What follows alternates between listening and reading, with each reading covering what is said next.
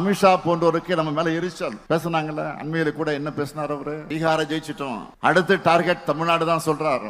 மாண்புமிகு அமித்ஷா அவர்களே, நீங்க இல்ல, உங்க சங்கி படையே கூட்டிக்கிட்டு வந்தாலும் உங்களால் ஒண்ணும் இங்க பண்ண முடியாது. இது தமிழ்நாடு, இது தமிழ்நாடு. எங்களுடைய கேரக்டரையே புரிஞ்சிக்க மாட்டீங்களா?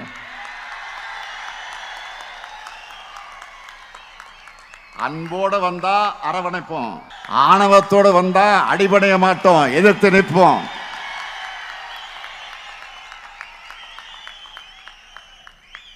மீண்டும் சொல்றேன், அன்போட வந்தா அரவணைப்போம், ஆணவத்தோட வந்தா அடிபடைய மாட்டோம், எதிர்த்து நிற்போம்.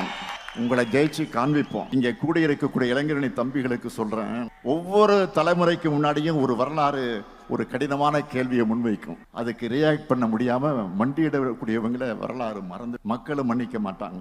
ஆனா வரலாறு முன்வைக்கிற கேள்விகளை எதிர்த்து ஃபைட் பண்ணி வரலாற்று திருத்தி எழுதுறவங்களை மக்களும் மறக்க மாட்டாங்க, வரலாறு மறக்காது. நீங்க எல்லாம் வரலாறு படைக்கணும். அதுக்கு எப்பவும் மக்களோட மக்களாக நீங்க இருக்கணும். மக்களுக்காக இருப்பதுதான் அரசியல். அந்த அரசியலை செய்யத்தான் உங்க எல்லாருக்கும் பொறுப்புகள் வழங்கப்பட்டிருக்கு. மக்கள் கிட்ட போங்க, அவங்க கூடவே வாழுங்க, அவங்களுக்காக குரல் கொடுங்க.